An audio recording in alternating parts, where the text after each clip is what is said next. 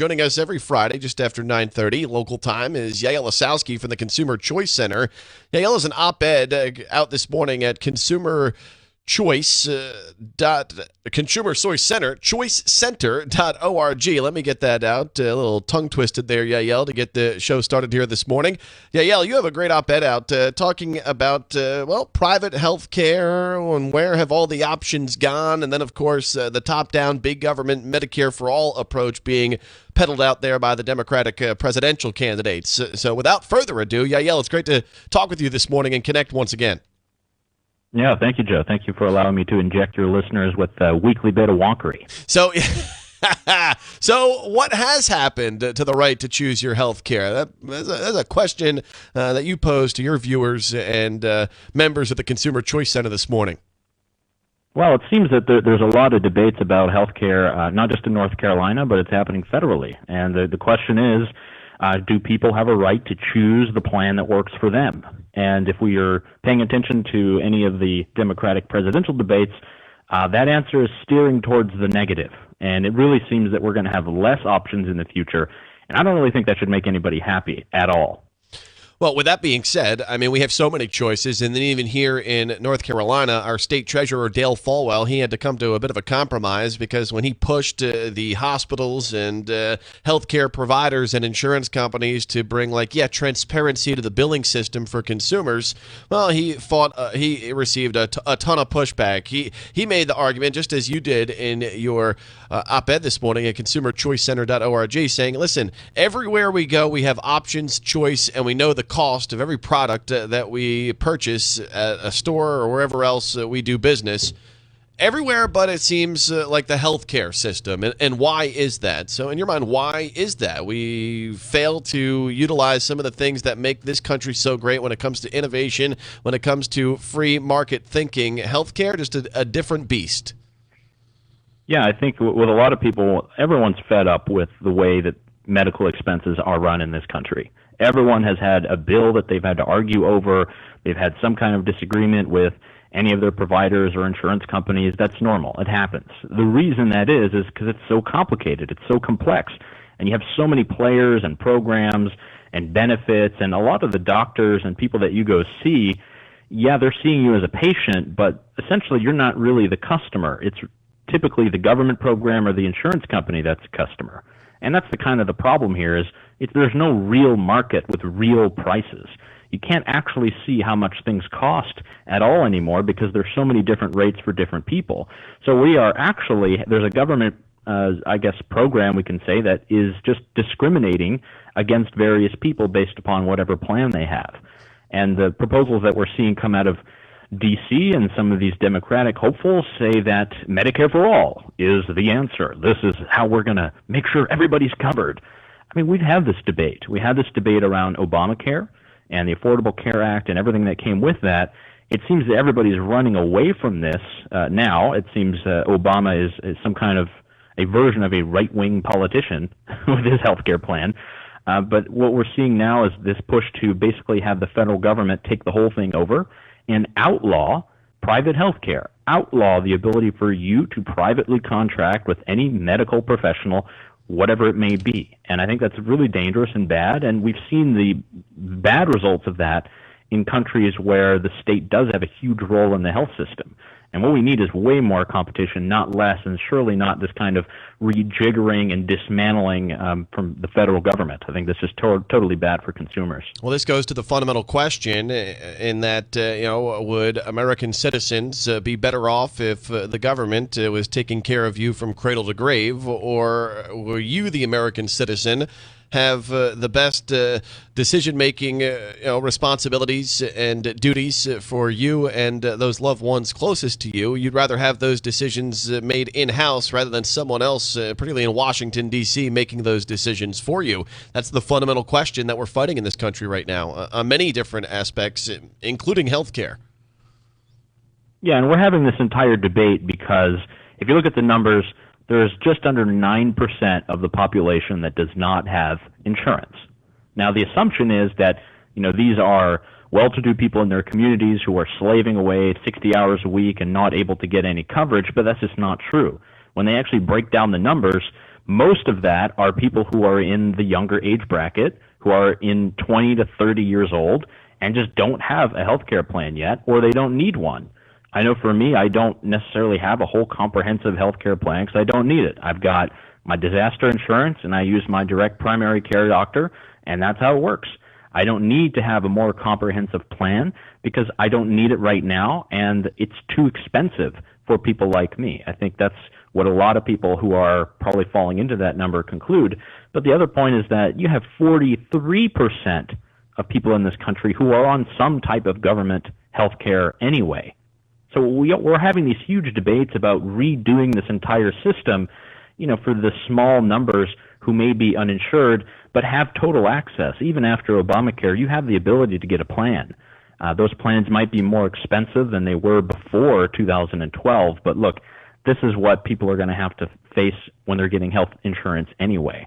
So there's a lot of things to change, a lot of decisions that need to be made. But look, man, all we're asking for is a little bit of competition. Let people choose, like in other markets, and even in the most socialist countries where they do have health care, a lot of the providers, or most of them, are all private, and you're able to choose which one you want.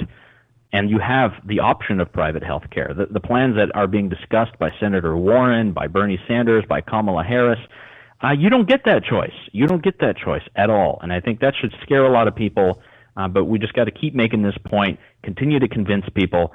The system isn't perfect, but we're not dealing with just one way of doing it or another. There are constantly ways to improve, and what I would actually recommend is people do the best in their own situations to make sure they can get a handle on it rather than waiting from some kind of result from the ballot box. Yaël Ossowski is the deputy director of the Consumer Choice Center. He has an op-ed titled "What Happened to the Right to Choose Your Health Care" this morning. It's posted at consumerchoicecenter.org. Well, let's play devil's advocate and move forward. November 2020 comes and goes, and Elizabeth Warren is the president, and she's going to implement Medicare for All. Well, what does that mean for the millions of people who are employed through the private health industry, whether that be insurance companies, whether that be providers, this, that, and the other, millions of jobs? What would happen to these folks? And at the end of the day, the most important part of this, what would our quality of care look like for us, the consumer of health care? Well, if you were one of the 5 people in total who watched CNN and saw this last debate, what you really saw was her stating, hey, we're not going to have this kind of private healthcare system. This is a racket. This is people profiting off of sickness and all. And all the estimates that come from the CBO, that's the Congressional Budget Office, totally legit outfit there in D.C., and by their own analysis, they say, look, if we have a single-payer system, we're going to need way more taxes, and we're going to need an entirely new administrative bureaucracy for all of this. So you can imagine that you'd be paying a little bit more with your taxes, and you're going to have an entirely new bureaucracy that will be funded with additional taxes, and it's not even necessarily going to solve the problem. We're only talking about insurance, right? We're not even talking about how care is going to be carried out, how people are going to be able to sign up for whatever service, if there are going to be enough scanning machines, if the pharmaceutical drugs are going to be available.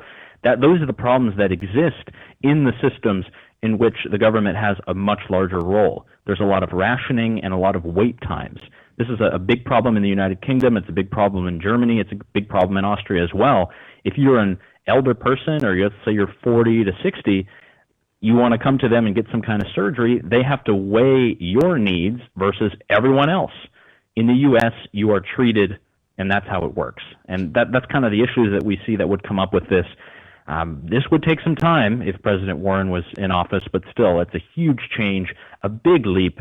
And if you talk to any personal doctor, they would not like this at all. Personal doctors are very individualistic people. They're business people. They understand how this works, and they don't like the system that would be introduced were they reimbursed at those lower rates. That's why most doctors are actually against Medicaid expansion, Medicare expansion. They want to see better incentives, better models, lower prices, because all they want to do is treat their patients. They don't want to deal with more bureaucracy. What happened to the right to choose your health care? Yaël Ossowski with the Consumer Choice Center has an op-ed on that this morning, consumerchoicecenter.org. Well, with that said, you talked a bit about primary care physicians. I hear advertisements on talk radio all the time about MediShare. What are some of these alternative options in the free market now that people can learn more about that may actually, fit some of their needs that they have rather than, spending a mortgage payment a month to keep their, family covered? Yeah, one of the better options that I've seen, and this is actually taking place around the country, and there have been a lot of good legislative changes, is something called direct primary care. Consumer Choice Center is not receiving any money at all to say that, but direct primary care is just a great option whereby you will essentially take out a subscription with a doctor. So instead of dealing with a huge bloated insurance system, you have a direct contract with your doctor. They receive a payment per month, and you can call and text and have an appointment anytime you wish. Now, this system is great because all prices are transparent. They're usually written on the website. They know exactly what you need and at what price they can offer it, and it's transparent for everyone. And these doctors are much happier because they spend, A, way more time with the patient, and B, they spend less time doing paperwork. So this is just something that people can do. They can go online and look for direct primary care in your area.